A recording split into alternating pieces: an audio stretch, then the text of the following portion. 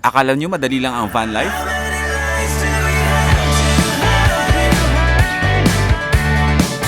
Pero paano kung ang kasama mo sa biyahe, hindi view, kundi ang init na parang napakalapit mo sa araw?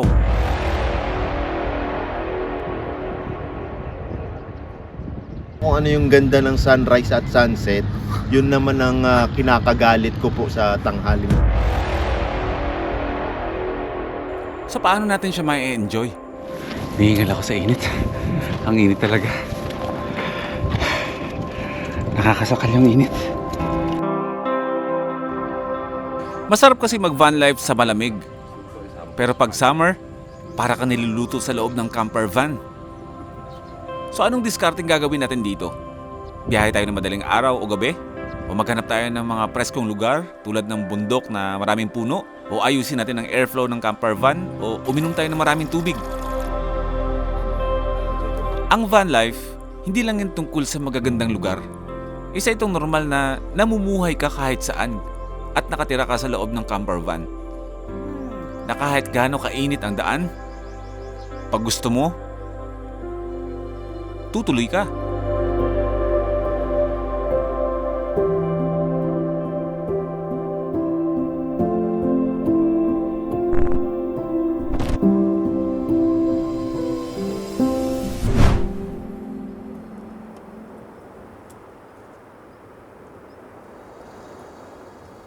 Sa bawat pagsikat ng araw, meron palaging bagong pag-asa na dumadating.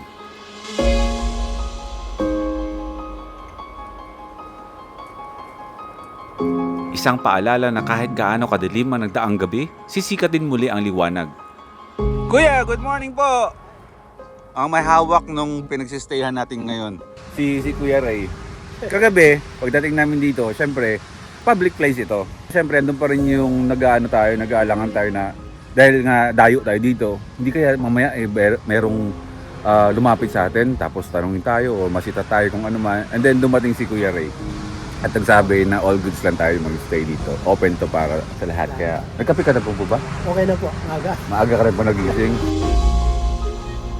At habang unti-unting sumisikat ang araw, dala palagi nito ang panibagong simula para itama ang mga pagkakamali at ipagpatuloy ang mga nasimulan. Kami po alas 6 po nagising. 4:30 po. 4:30. Ang pagsikat ng araw ay simbolo ng pagbangon. Anong edad noon na po ba? 59 po. 59. Saka ano po, naka-pacemaker na rin. Kaya ganito po talaga. Peacemaker? Ah, may battery ka po sa puso. Oo. Pagbangon mula sa pagod, sa takot, at sa panghihina.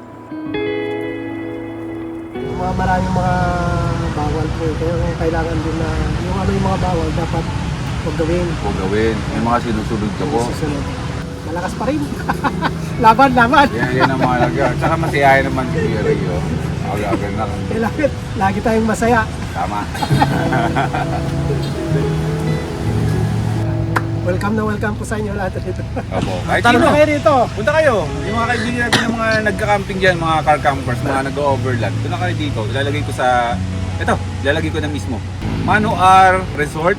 Dito yan sa Claveria Boulevard, Cagayan. Napakalawak na beach line na pwede talaga kayo mag-camp. Maraming salamat. See you around. Nagkape ka na yun. Kape sana tayo. Okay, time check. 8:30 ng umaga. Ready to bounce na kami. Maraming salamat sa mga taga Claveria, lahat ng mga bubisita dito at lahat ng mga kaibigan natin na mga vloggers dito. Magkita tayo sa muli naming pagbabalik dito sa probinsya ng Cagayan. Probinsya ba o region? Basta babalik kami. Okay. Sir, maraming salamat po sa pagdalaw. Nakahabol pa kayo ulit. Thank you, Idol Boy. First time. Ano po ulit yung iyong page po? Claveriano Duckless Vlog. Claveriano Duckless Club. Vlog. Vlog. Club. Vlog. Ingat kayo sa Soon. biyahe. Ngayong araw ay tutulak na tayo. Marami tayong dadaanan natin ng Patapat Bridge. 1 oras lang ang layo dito. And then madadaan tayo sa Bangi Windmill. Ang destinasyon natin hindi pa matukoy kung saan tayo hihinto. Basta ang importante ngayong araw na to pakapasyal tayo sa mga magagandang pasyalan dito sa norte. Bro, Patapat Bridge, 51 minutes lang. Mukhang hindi mangyayari yung mag-overnight tayo sa Patapat Bridge kasi isang oras lang yung layo dito natin. Patapat Bridge na agad tayo, pero tatambay tayo dun. Halina't namnamin ang bawat lugar na ating madadaanan. Bye-bye Claveria. Lalabas man tayo ng Cagayan. Ang masasabi ko, marami pa talagang pwedeng puntahan dito, as in napakadami pa talaga. Pero in time yan, babalik tayo dito, mag-focus lang tayo dito. Kasi parang kahit abutin ka ng 2 buwan dito, 1 buwan hindi mo mauubos ayun na yung dagat, Marco, ayun na yung windmill. Ayun! Siyempre, guys, gusto ko rin ma-experience ba na matulog sa windmill. Ano? Windmill? Oo. Sa tabi ba? Kaya sa ilalim. Huwag naman sa ilalim, sa tabi na lang. Medyo delikado na sa ilalim tayo. Diba? Sana mangyari, no? Kung pwede, bucket list namin yung 3 na makatulog kami sa tabi nun. Na malalaking electric pan na yun. Fan siya na siya yung nagsusupply ng electricity. So parang baliktad. Yung mga electric fan sa bahay natin, kailangan ng kuryente para umikot. Itong mga malalaking fan na yan, kailangan niya ng hangin at kapag umiikot na siya, magpuproduce siya ng electricity na siya naman yung magsusupply ngayon. Parang baliktad ba? Malay mo, pwede tayo mag-camp, palapit lang. Baka kasi mabagsakan tayo. At narating na nga natin ang Patapat Viaduct, isang tulay sa Pagudpud na kilala sa pang-4 na pinakabahabang tulay dito sa Pilipinas. At isa ito sa magandang destinasyon dito sa Ilocos Norte. Okay? Tuwan-tuwa ako ba? Ang ganda-ganda ba yung Ilocos ba? Okay, narating na natin ang Patapat Bridge. Sa stopover muna tayo dito para maghanap ng mga kainan natin. Nasa nating mga kasama. Ito sana yung isa sa mga gusto nating hintuan ba para mag-overnight. Pero parang negative kasi nga hintuan talaga siya. Napakaganda ng design, no? Beach Paradise, Pagudpud, Ilocos Norte. Napakaganda ng kulay ba. Pero dito tayo bibili kasi may merch tayo.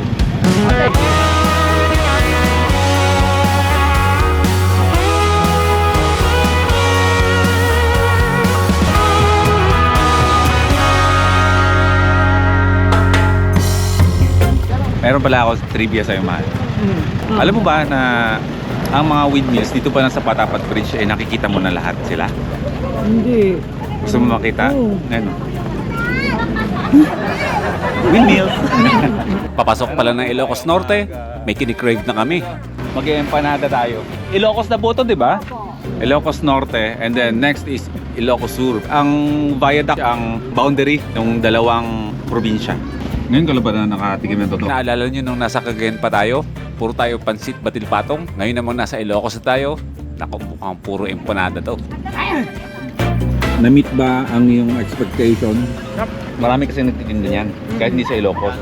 Pero doon mo malalaman yung totoong empanada talaga ng Ilocos. Favorite ko to eh. Simula pala ng kwentong empanada to mga first timers. And since naandito na tayo ngayon sa Ilocos, Grabe sa laman, no? nagbabala kaming hanapin kung saan nga ba nag-originate at kung sino ang pinakaunang gumawa ng empanada dito. Tingnan natin.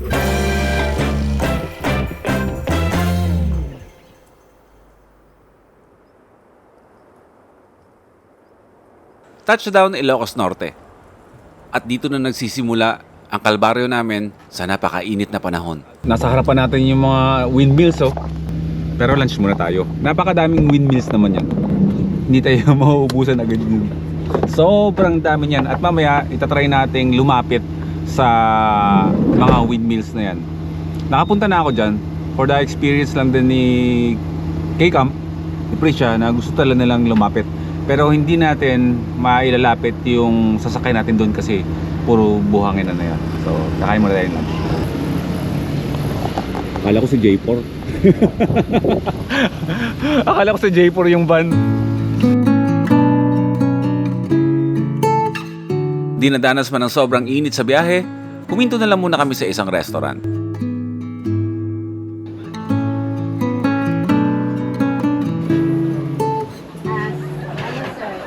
Totoo, no? Oo. Ano yung tawag baing? Okay. Hindi naman kalayuan mga first timers dun sa Patapat Bridge. Agad-agad namin nakita itong... Anong in-order mo man? Ito. 150 sa order. Isang seafood restaurant. Stop over muna tayo dito para kumain. Ito, ano to? Dinakdakan? Parang ganun. Habang kumakain, pinag-uusapan namin kung paano bang magandang galawan namin ngayong ang init na ng panahon. Mabilis kami mapagod dahil ang init tumatagos sa loob ng sasakyan namin.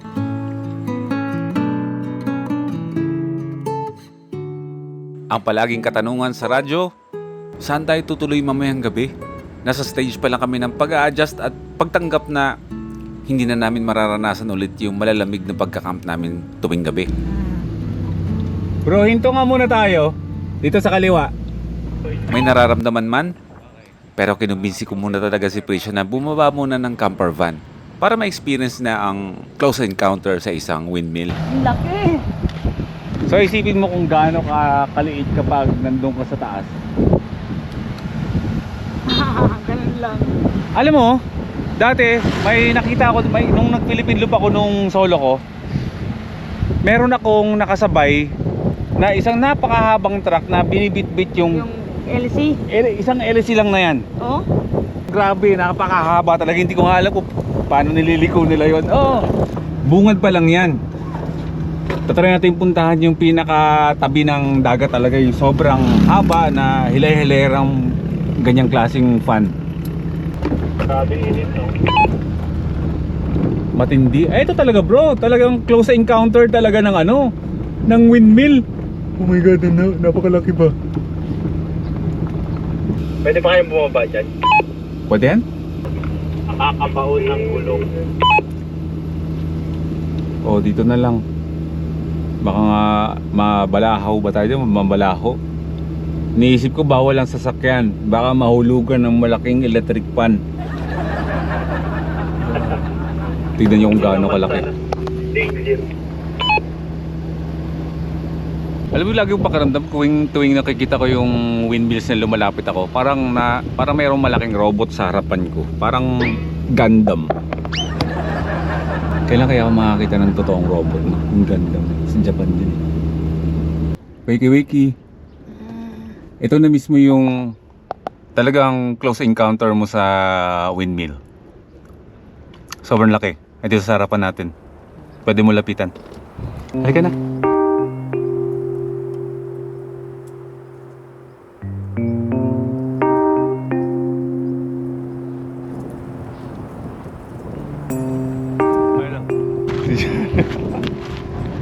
Sobrang laki. Kahit na tirik ang araw, titiisin namin. Huwag lang namin mapalagpas ang experience na malapitan natin ang naglalakihang mga windmills na ito. Sabi ko nga, ilang beses na tayong dumaan ng Ilocos, pero yung mga ganitong klaseng experience, hindi naman natin ito nagagawa eh. Ang mga pangunahing layunin ng mga windmills na to dito sa Ilocos Norte ay ang makabuo ng malinis at nababagong enerhiya. Ang tawag sa lugar na to ay Bangi Wind Farm, ang kauna-unahan sa Timog Silangang Asya. At ito ay nagbibigay ng hanggang 40% na pangangailangan ng kuryente sa buong lalawigan. Ang mga wind farm na ito, na kinabibilangan ng mga proyekto ng Bangi at Burgos, ay nagpapababa sa pag-asa sa fossil fuels at nagtataguyod ng ecotourism sa buong rehiyon.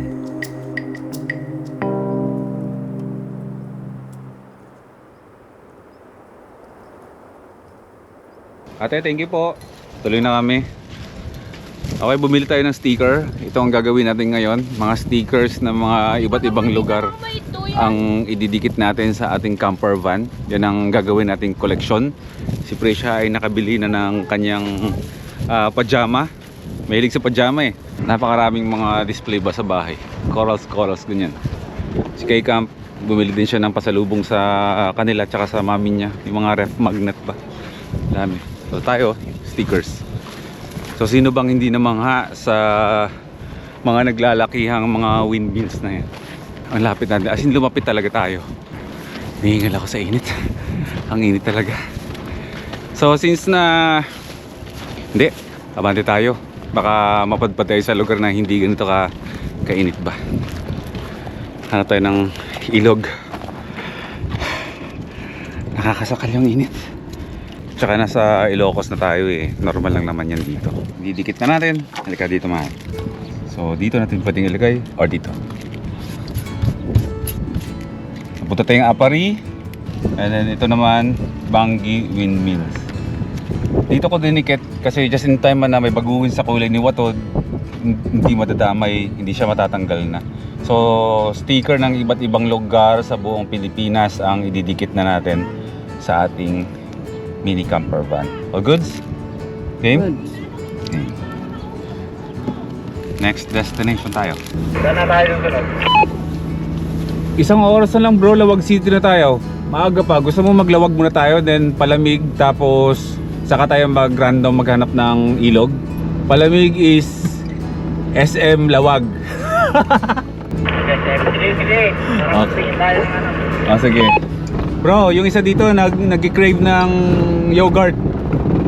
Samantalang tayong dalawa, ito na yung chance na ma-satisfy na natin ang ating cravings. Ang cravings natin is 2 terabytes na SSD. Para-parahan ng pagkakataon. Parang daw pala. Galon. Hindi, kailangan kasi namin bumili ng SSD mga first timers talaga. Kasi nag-aalala kami sa mga hard drives namin kasi super old school eh. Bumibitaw-bitaw, ang dami na nating mga backlogs. Samahan kaya natin yung vlog natin ng ano, manood tayo sining tatlo, no? Pwede naman. LTO tayo dito. LTO check lang. No worries. Complete papers tayo. Saan mahal yung papel natin? Ito? Kahiwalay yan. Opo. Opo, kasama po namin. Alright, shout out. Ano pong LTO po ito? LTO, anong district po ng LTO? Banggi na to sir. Okay, shout out sa LTO Burgos. Ayan. LTO Region 1. LTO Region 1. Shout out po sa inyong lahat. Abuhay ang Philippine Dupor. Yun, maraming salamat. Thank you. Wala kang choice pala, no? Wala. Gulatan, di ba? Gulatan. Galing eh. Gulatan yung pwesto nila, oh. Yung bumabangking-bangking, pagbangking LTO. Ganyan motoro na siya dyan. Oh, patay kayo! May LTO! LTO! Nagminor! Papahinga naman muna tayo. Okay, babaybayin na natin ang dire-diretso hanggang Lawag City mga first timers kasi yung init talaga. Mapanakit yung init. Kumbaga kung hihinto man tayo, talagang medyo matutusta tayo eh. Yun yung tamang word eh. Ganun pa man, wala rin naman tayong choice dito kundi ituloy-tuloy lang na natin ang biyahe. Sige, tumbukin na natin ang Lawag City at doon tayo magpapalamig. So update ko kayo kapag tayo ay nasa SM Lawag na tayo. Ayun, ang init eh. Diretso tayo. Diretso na. Talagang para-paraan to para labanan ang init ng panahon. Bigyan natin si K-Camp. Bro, may iabot ako sa'yo. Ice cream. Palaban sa init ng panahon. Thank you very big. Joy Ice, Choco Crispy. Shout out. Kailangan natin to para sa Kita mo naghahang ka na. Ano na lang? 47 minutes na lang. Lapit na. Okay, let's go. Okay, update na lang kami ha. Yun. Touchdown Lawag City na tayo at ang lahat ay excited nang pumasok sa loob ng mall. Once na narating nyo na itong tulay, alam na yan. Papasok na kayo ng syudad ng Lawag. Arko na dyan yan sa unahan. SM! Woo! SM Lawag, first time. So akala namin ay may parking sa loob, wala pala. Dito tayo. Okay na po, diretso na po kami. O sige po. Kaya pala hindi tayo pinapansin eh. Sorry naman po. Yan, nasa loob tayo ng mall. Nakaramdam din ng kalamigan sa buhay. Okay, yogurt. SSD, lahat ng mga pangangailangan namin, bibili namin dito at kung ano-ano pa. Ang sarap ng malamig.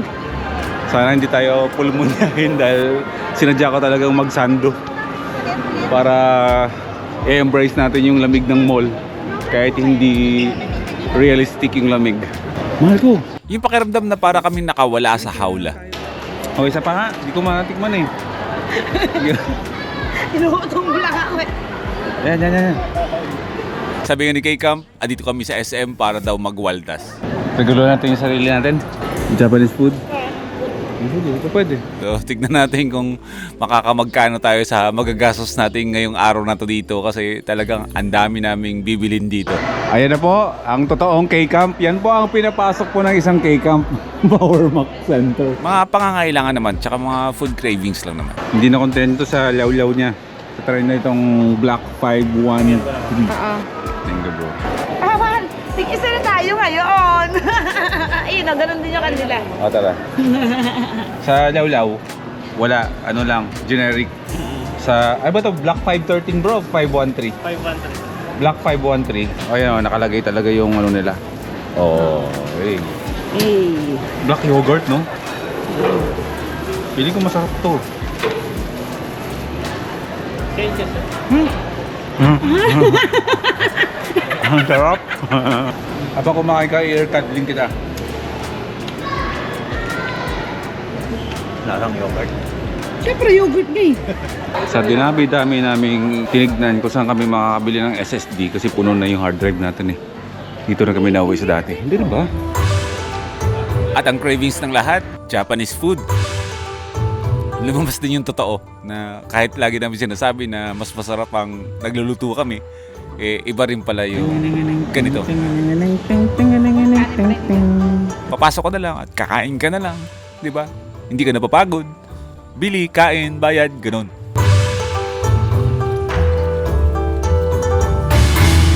Okay, paalis na tayo ng SM Lawag. Bumili lang tayo ng ano natin, SSD, yung imbakan ko ng mga files na na-shoot na ba, yung mga upcoming vlogs natin. Kasi yung hard drive ko, luma na, bumibigay-bigay na. So hanggat maaari sana, eh masalba ko ba bago bumigay yung hard drive kasi baka mawala lahat ng mga shoot natin. So all goods tayo doon, nakapagpalamig na tayo, nakabili tayo ng hard drive, nakakain kami. Ngayon naman ay bago tayo maganap ng matutuluyan natin dito sa Lawag City ay pupunta muna kami ng palengke. 1.6 kilometers ang layo mula dito. Mamamalengke muna tayo ng ating lulutuin para sa hapunan. Lawag City Church. Hi sir! Very familiar sa atin, may first timer doon no? Pagdating natin ng palengke, Uwian na. Sir, saan po pwede mag-parking? Wala na dito, sir. Wala na?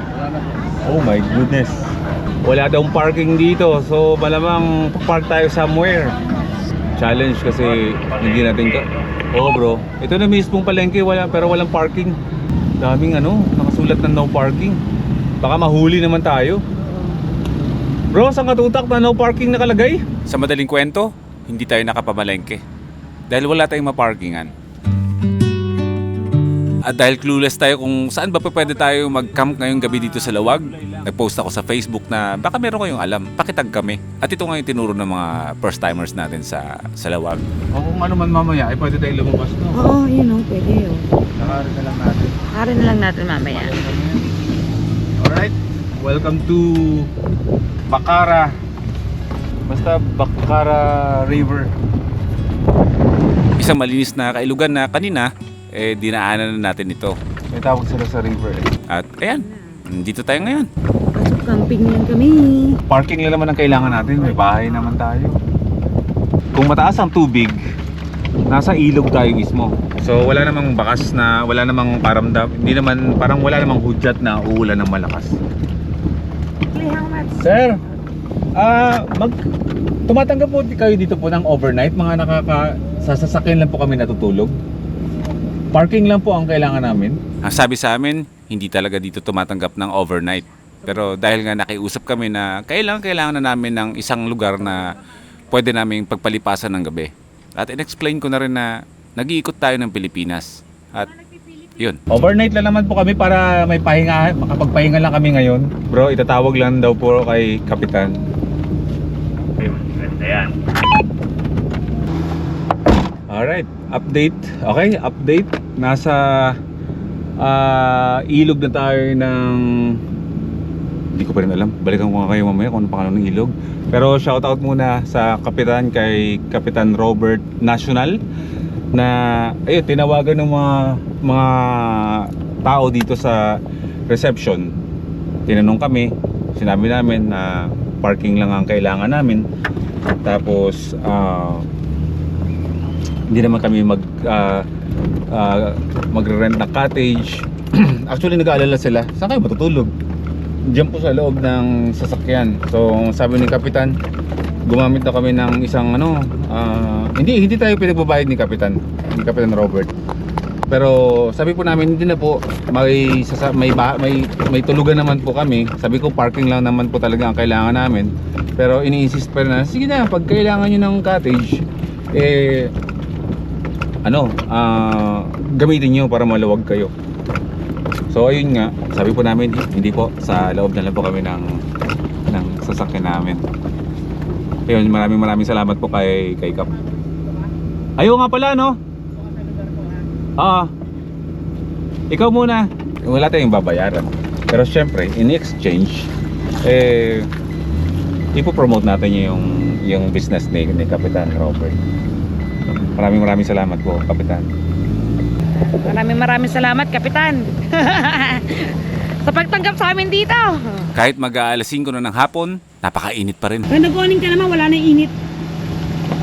Si Aaron, hirap na yan. Kapitan Robert National number 1. Hindi mabait si Kapitan. Pinapagamit pa nga niya tayo ng cottage pero dito na tayo sa ano natin. Para just in case man na merong may mag-rent ba. Oo,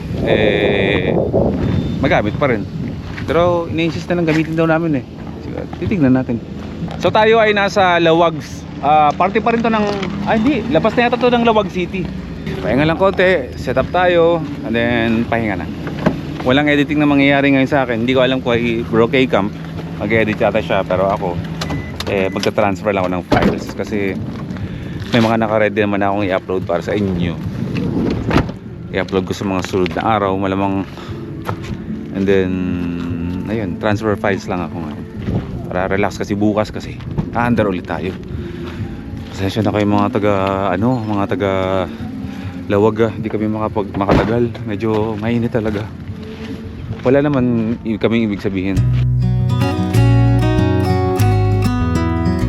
Okay, secured na ang ating spot para ngayong gabi at hindi na mainit. At tignan nyo, isa na namang malupit na sunset ang ating nahabol.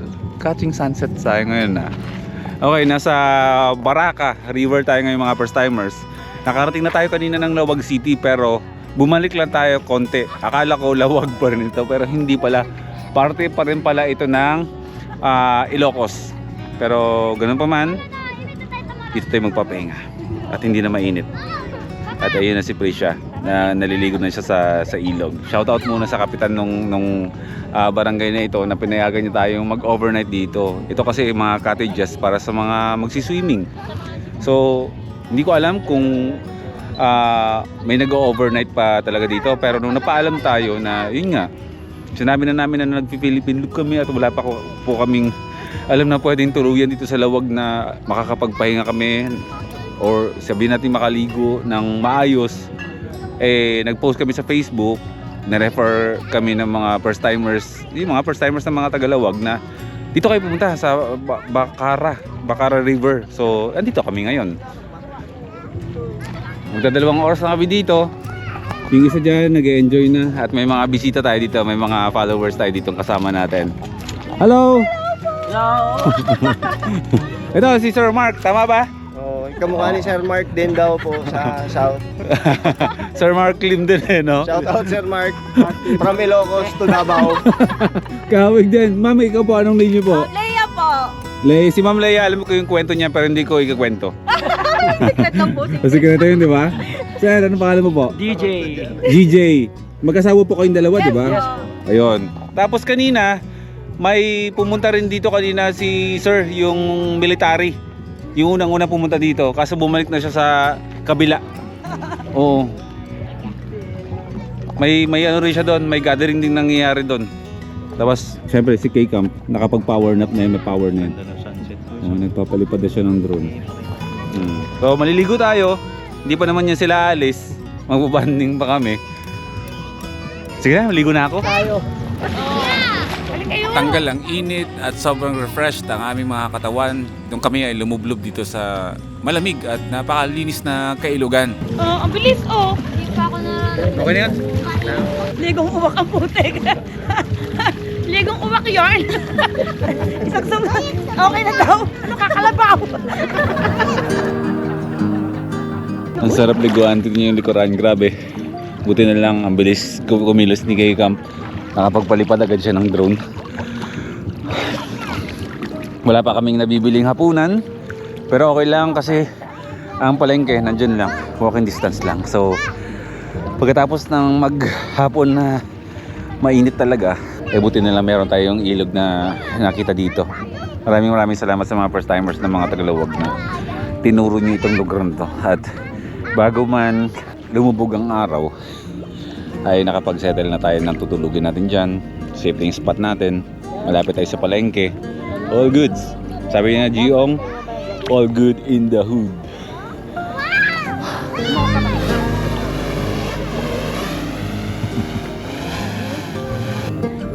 Pakaganda. The best feeling ever. Pagkatapos ng maghapon na pagod, mararelax ka ng ganito. Sarap, di ba? Hindi tagulan. Hindi naman malakas yung agos ng ilog. Pero wala siyang amoy. Malinis.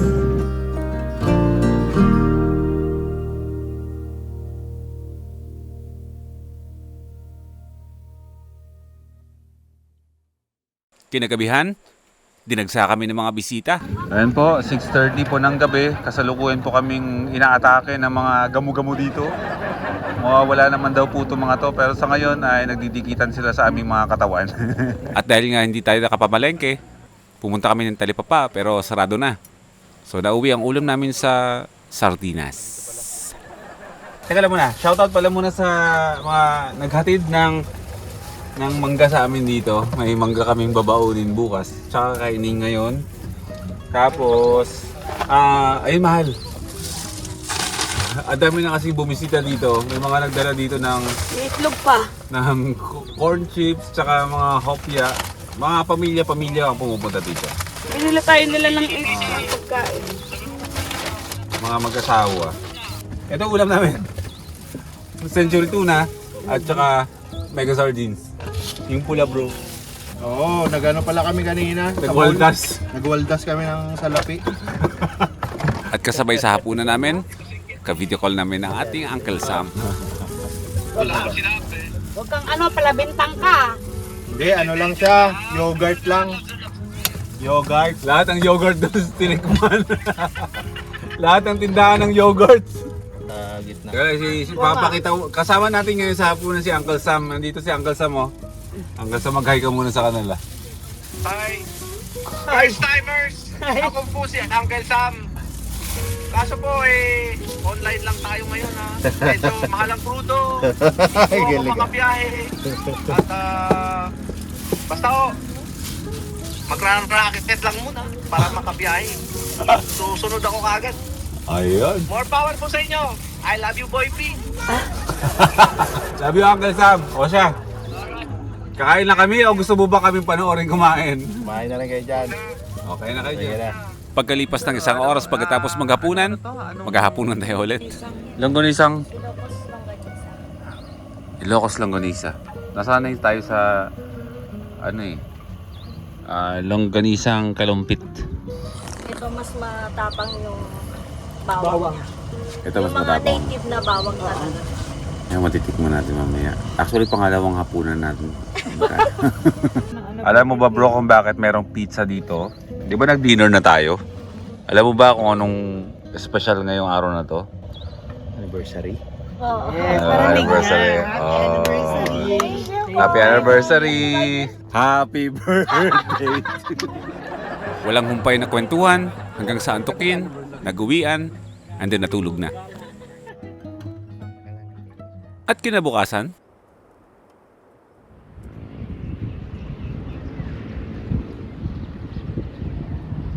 ako ang pinakaunang nagising.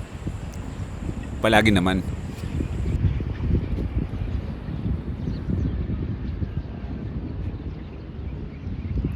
Ang pinapakinggan, ang natural na tunog ng kapaligiran. Tinititigan ang mga sasakyang dumadaan. Ang sarap lang pagmasdan na kung paano sinisimulan ng ibang tao ang panibagong araw. Lawin, lawin, lawin!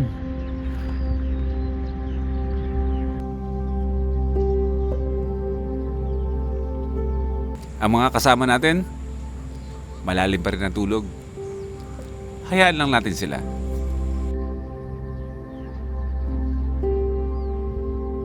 Hindi namin maipagkakaila na nakakapagod din talaga. Lalo na't ang panahon ngayon dito ay napakainit. Maaga man ako nagigising, hinahayaan ko lang sila. At ako, ina-enjoy ko lang ang katahimikan. Ina-enjoy ko lang ang kapaligiran. Nasa Lawag City na tayo. Kung tutuloy-tuloy natin ang biyahe natin hanggang sa Camp Sitio Tangal sa Zambales, kung saan doon natin opisyal na sinimulan ang ating Luzon leg na Philippine Loop, ay kaya natin gawin yan. Pero hindi natin gagawin yun.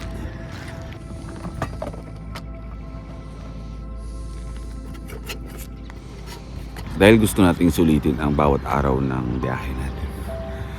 Ang gulang namin bago mag Holy Week ay, tama ba Holy Week? O bago mag Holy Week ay matapos natin ang North Luzon leg natin. And then after Holy Week, tignan natin kung medyo bumaba ang gasolina, ay bababa na tayo ng Visayas at Mindanao. Kung hindi talaga, bababa na tayo ng Visayas Mindanao. Pero sana bumaba. Sabi ko naman sa inyo, matagal namin pinagandaan to. Kahit na mataas ang gas, tuloy ang grind namin sa pagbibenta ng aming mga merch para merong additional support ba ang aming panggastos.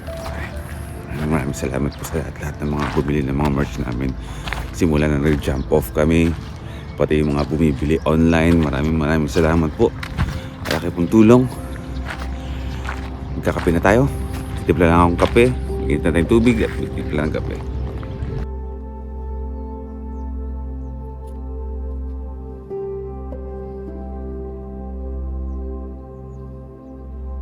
Yung sunset nandun kahapon. Yung sunrise dito kanina. Nasubaybayan ko siya. Hindi na ako nag-video para yung focus ko dun sa sunrise. Kape tayo at titignan natin mamaya kung ano yung pwede pa natin puntahan along the way. Good morning.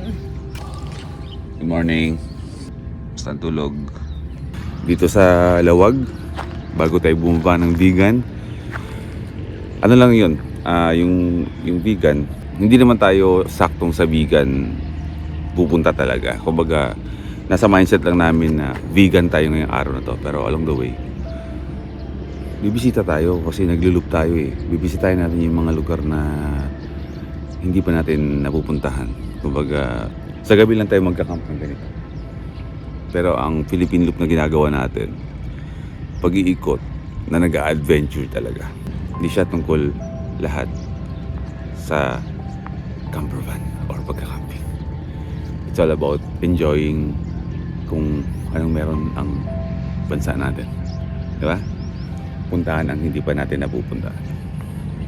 Enjoyin ang mga dapat ine-enjoy natin. Alright? Kape na. Ito pala yung purpose nito. Tingala ka. Makapal na makapal ah. Nagdo-double chin ka na kakasarap mong kain na. Virgin na? Pumapayat ako eh. Pumapayat ako. Cheers sa umaga. Ayun o. At ang ating kaibigan na si Kay Campe, masarap ang tulog. Huwag muna natin gigisingin.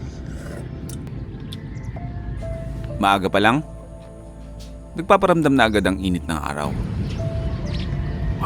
Nasa Ilocos Norte rin si Boy P, tsaka si Kay Campe, tsaka si Precia. Sabi ng araw. Ito, nakandag ko sa inyo malamig na panahon. Ngayon, tutustahin ko kayo. Ay! Thank you, San. Sa sunset and sunrise. Thank you, Haring Araw. So napakaganda palaging sunset at sunrise. Doon lang, sunset and sunrise lang. Gusto mo pa isama pa yung tanghalian. Saksak mo sa tanghalian. Na-enjoy ko yung bawat lugar. Nag-i-stay tayo. Hindi katulad nung nag-Mindanao loop tayo. Ano, rat. Ano may rat? Parang lagi may hinahabol na oras na kailangan pumunta doon, gawa nung ganito, ganyan. Tawag doon, sa barko. Diba, minamadali natin yung sarili natin kaya makapunta doon sa lugar. Tapos, ending, isang gabi lang alis na agad. Puro tayo andar. Hindi na natin gagawin. Ngayon kasi ang sarap. Kasi minsan nag-i-stay tayo. 2 days is lugar. 3 days. 3 days. Isa lang. Parang wala bang mabilisan. Nagmamadali, wala. Ang buong Luzon Loop, mga first timers, kayang gawin nyo ng sa loob ng 24 oras. Kung nakamotor ka. O sabihin natin kahit nakasasakyan. Hindi ko kaya yun. Pero ano ba, pang 14 days na, 2 weeks na tayo. 14 na ngayon. 14 na, o 2 weeks na tayo. Nasa, pa lang tayo? Lawag. Pati ang sarap ng ganito ngayon. Ang dami natin naging kaibigan. Oo, no.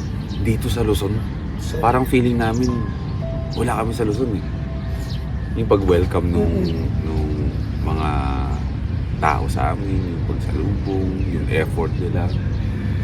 Kaya ako naman, di ba, makamindanao ako eh, no? Pero grabe dito. May ganun din pala, no? Yung sasamahan ka pagdating mo hanggang sa kung saan ka. Kung ano yung ginagawa ng mga Muslim pag nandun ka, Oo. sa mga Philippine loopers na dumadaan. Meron din ganun dito. Oo. Di ba? Meron din grupo na ganun. Sasabayan ka talaga, sasamahan ka. Yan, sila kuya, I am nothing. Kuya JBL. Sa JBL. Si Kagala, si Mr. Kape. Oh. Sila yung grupo na yun eh. Tapos si Ilocano Vlog, Daily vlog. Daily Vlogs. yan. Sila yan. Dito. Sabi ko nga sa'yo, di ba? Nakikita ko kay Kuya Ian, si Press na. Fresh Nash ng Cotabato. Ayan, shoutout sa'yo, Fresh Nash. Isin. Magkikita Ako, huwag sawa kayo sa amin. Dahil hindi namin kayo tatantanan. Walang uuwi sa pamilyang to pag nasa Mindanao na kami. Baka dyan na kami tumira. Ang kaibigan natin si Kay Camp, gising na. Hammock ride. Good morning, Mr. Kay Camp. Good morning.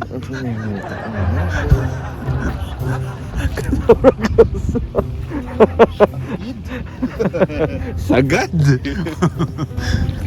Good morning, first timers. Nandito tayo ngayon sa Pure Energy. Kahapon talagang hapong-hapo ako kaya hindi na ako nag-set up. Talagang hulas ako sa haring araw. Kung ano yung ganda ng sunrise at sunset, yun naman ang kinakagalit ko po sa tanghaling hayop na kasakit sa balat talaga. So, ngayong araw, panibagong araw, panibagong galit ng araw ang haharapin natin. Pero hindi tayo papapigil. Nasa Lawag tayo, maraming pwedeng puntahan dito. Side trip tayo.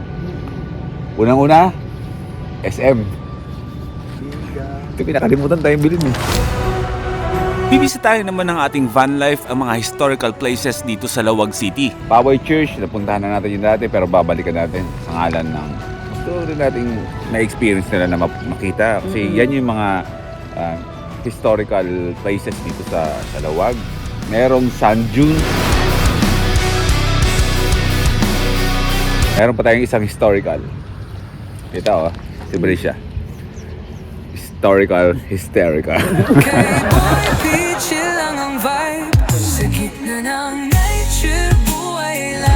Malapit na matapos ang pag-iikot natin ng Luzon, pero hindi pa tayo natatapos dahil napakarami niyo pang dapat abangan sa mga susunod nating episode. Walang script, walang arte, basta puso. Life is good dito mula sa Lawag City.